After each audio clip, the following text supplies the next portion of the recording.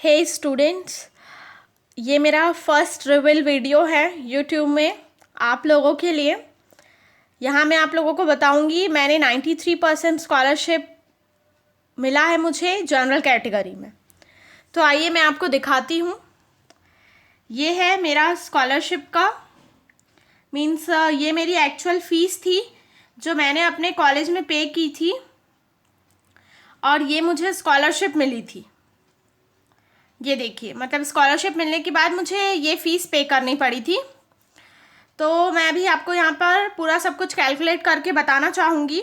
देखिए, यहाँ पे मुझे ट्यूशन फ़ीस लिखी है 22,400 और यहाँ पे आप देखेंगे कि यहाँ पे मुझे जनरल डेवलपमेंट चार्जेस बस लगे हैं 3,000। मतलब मेरा यहाँ ट्यूशन फ़ीस जो है वो ज़ीरो हो चुका था, लेकिन मुझे 3,000 फ़ीस लगी थी और यहाँ पे स्पोर्ट फ़ीस भी लगा था।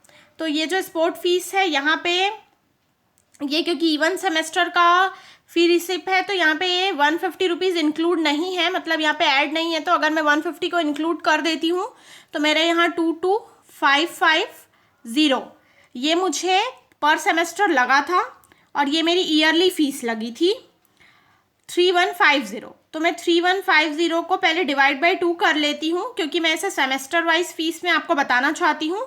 तो 1,575 मुझे यहाँ पे फीस लगी थी।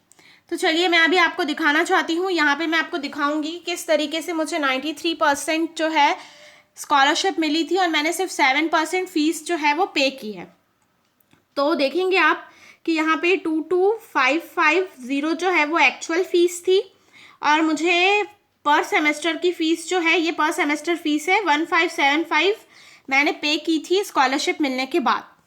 तो अभी मैं आपको यहाँ पे कैलकुलेट करके दिखाती हूँ। 1,575 को मैं डिवाइड बाई 22,550 इंटू 100 अगर करती हूँ तो यहाँ से मुझे पता चलेगा कि ये मेरी 7% फ़ीस है, यानी कि ये जो है मेरा 7% फ़ीस है जो मैंने पे किया था। इट मीन्स मुझे 93% स्कॉलरशिप मिली थी। अब वो कैसे मिली मैं ये दिखाना चाहूँगी। यहाँ पे देखिए, तो 22,550 इंटू 93% अगर मैं करती हूँ डिवाइड बाय 100 तो यहाँ मेरा अप्रॉक्स करके चलेंगे तो मेरा यहाँ पे 20972 आता है। अब मैं इसे थोड़ा सा रब करती हूँ यहाँ पर। तो जब आपने यहाँ पे देखा कि मेरा 20972 आ रहा है यहाँ पे फीस जो मुझे रिड्यूस हुआ था, किस में रिड्यूस हुआ था मेरा, इसमें रिड्यूस हुआ था मेरा 20972। तो 22,550 माइनस 20972 अगर मैं करती हूँ तो अप्रॉक्स मेरा यहाँ तो वैसे 1,578 आता है, लेकिन मुझे ये फीस पटानी पड़ी थी। ठीक है, अब मैं आप एक और शॉर्टकट बताती हूँ। देखिए, जैसे कि इसका मैं डायरेक्ट अगर 7% निकाल देती हूँ तो अप्रॉक्स मेरा 1,578 आता है पर सेमेस्टर का, तो मुझे 1,575 फीस जो है वो पे करनी पड़ी थी। तो मैं सिर्फ यहाँ पे कैलकुलेशन करके आपको सिर्फ इसलिए दिखाया है मैंने कि मुझे जब मैंने जब कॉलेज पढ़ा था तो मुझे ये फीस लगी थी एक्चुअल में, और फिर स्कॉलरशिप जब मुझे मिला तो मुझे 1,575 लगा था फीस। और मैं अब आपको कुछ चीज़ें और बताना चाहूँगी कि मैं जनरल कैटेगरी से हूँ और मुझे ये स्कॉलरशिप का कब पता चला था, 3rd सेमेस्टर में। यानी कि पहले मुझे फ़ीस पे करनी पड़ी थी 1st एंड 2nd सेमेस्टर में, फिर 3rd सेमेस्टर का भी मैंने पे कर दिया था। उसके बाद फिर मुझे पता चला कि मेरे को स्कॉलरशिप मिला है, तो मुझे पूरे जो पैसे थे वो वापस रिफ़ंड हो गए थे जो भी मैंने फ़ीस पे किए थे। और जनरल कैटेगरी का भी कुछ क्राइटेरिया होता है, तो आप ये समझ सकते हैं कि जो क्राइटेरिया, जैसे कि अभी आप समझ रहे हैं सब लोग सीजी स्कॉलरशिप का चल रहा है जहाँ पे एससी एसटी ओबीसी स्टूडेंट्स को स्कॉलरशिप मिल रही है, बट जनरल कैटेगरी के लिए यहाँ पे कोई कुछ रोल नहीं है।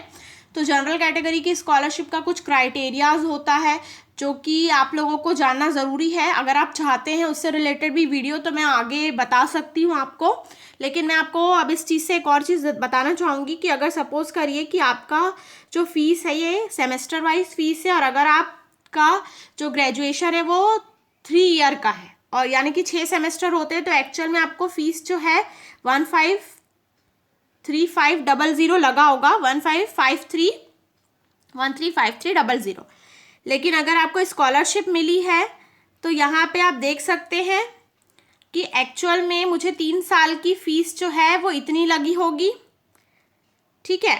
अगर ये आप उसे 3 ईयर का मान के चलते हैं अपना ग्रेजुएशन तो, बट अगर आपने यहाँ पे आपका अगर 4 साल का है तो आपका एक्चुअल फीस जो है वो कितना हो जाएगा, क्योंकि मैं इसको सेमेस्टर वाइज बता रही हूँ इसलिए मैंने 8 किया है, तो इतना पैसा लगा होगा आपको। लेकिन स्कॉलरशिप के बाद अगर आपने इसको निकाला होगा तो आपको एक्चुअल में 12,600 रुपये बस लगे हैं 4 साल के। तो इतनी स्कॉलरशिप है जो मुझे मिली थी, 93% है। चाहे आप उसे 3 ईयर में कैलकुलेट करिए या 4 ईयर में कैलकुलेट करिए, मुझे स्कॉलरशिप 93% मिला था।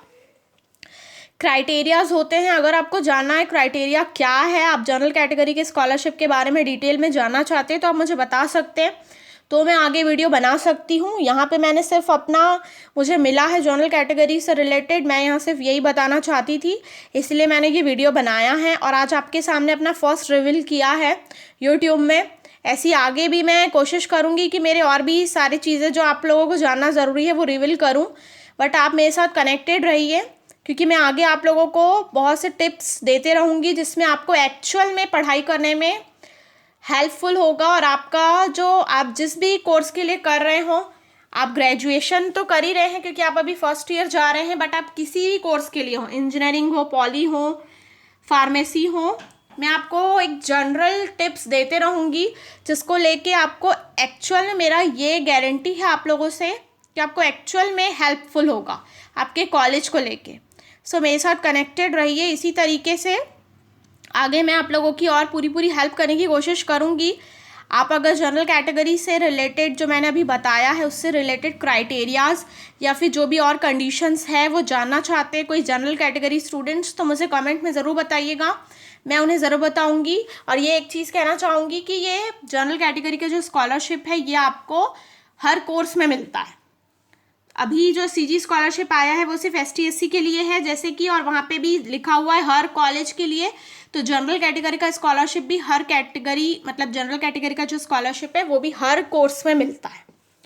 So thank you so much मेरे इस वीडियो को वॉच करने के लिए, एंड इस वीडियो को ज़रूर लाइक करें, मेरे चैनल को ज़रूर सब्सक्राइब करें अगर आप मेरे साथ कनेक्टेड रहना चाहते हैं तो। और मैं उम्मीद करती हूँ कि आप लोगों के सारे डाउट्स मैं क्लियर करते जा रही हूँ और आगे भी चल के आप मेरे साथ कनेक्टेड ज़रूर रहेंगे अपने ही हेल्पफुल के लिए या अपने ही करियर के लिए। मैं बहुत कुछ गाइड करूँगी आगे, ये मेरा आपसे प्रॉमिस है। Thank you so much.